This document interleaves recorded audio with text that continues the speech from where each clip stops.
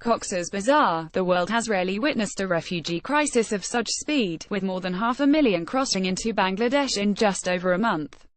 The arc of misery that exists between Northern Rakhine State and Cox's Bazar is deeply upsetting. Too many people suffering desperately with too little support, said the UN Migration Director General William Lacy Swing today 1810, as he completed a three-day visit to Bangladesh. IOM, the UN migration agency, together with its partners, is coordinating the humanitarian response to the crisis in Bangladesh in support of the government's efforts. By the 15th of October, 582,000 Rohingya refugees had sought safety in Bangladesh following an outbreak of violence in Northern Rakhine State, Myanmar, on the 25th of August.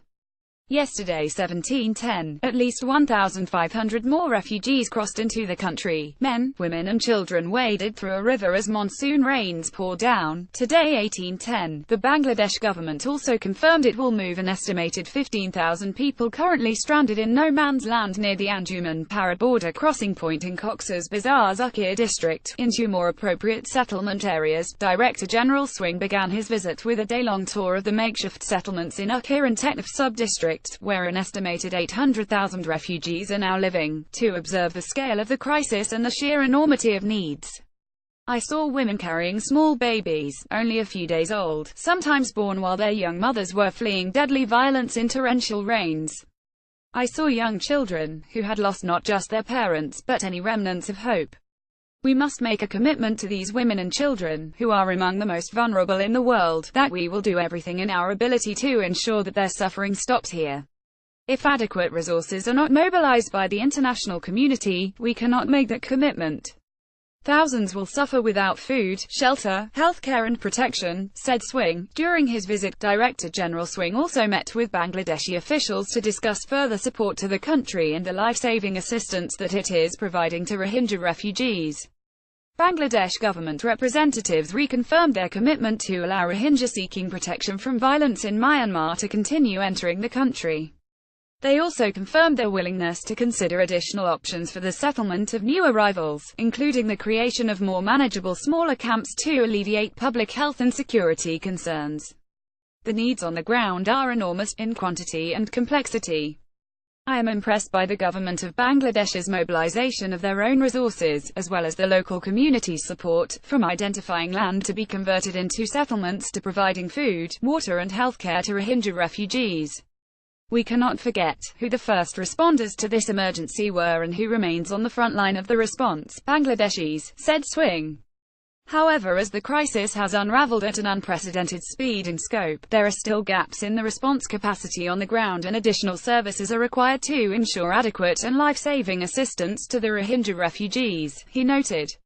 Director General Swing highlighted the critical importance of a peaceful resolution to the crisis in Myanmar, based on the recommendations of the Advisory Commission on Rakhine State established by Myanmar's Office of the State Councillor and the Kofi Annan Foundation. Humanitarian aid alone is not a solution. The root causes of this crisis are in Myanmar and there can be no lasting peace in Rakhine without inclusive development.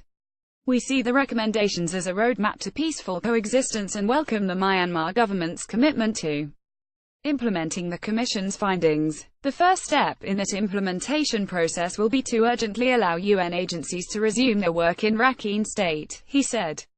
Life-saving services delivered by IOM and its partner agencies include clean water and sanitation, shelter, food security, healthcare, education and psychosocial support for the most vulnerable individuals, many whom are suffering from acute mental trauma or are survivors of sexual violence. Since late August, IOM has scaled up quickly. Shelter has been provided to 379,000 individuals, while 47,000 health consultations have been provided.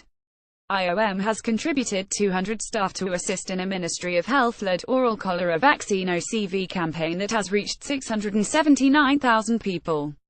Some 678,000 litres of water have been distributed, along with over 11,000 dignity kits.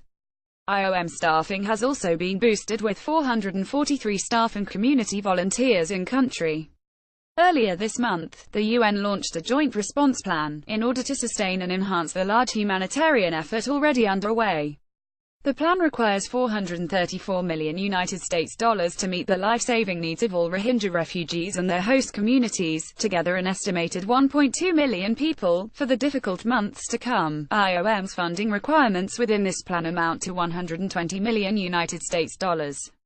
A critical pledging conference for the crisis organized by the UN Office for the Coordination of Humanitarian Affairs, the UN Refugee Agency UNHCR and IOM, and co-hosted by the European Union and Kuwait will take place in Geneva on 23 October 2017. The conference will provide governments from around the world an opportunity to show their solidarity and share the burden and responsibility. IOM, the government of Bangladesh and our partners have made a commitment to strengthen support to Rohingya refugees. Now it is time for the international community to echo that support, Swing noted. For more information, please contact Cox's Bazar Halajaba, tel 8,801,733,335,221, email hiarbabint@im.int Dhaka Shirin Akhtar, tel 8,801,711,187,499, email saktar@iom.int.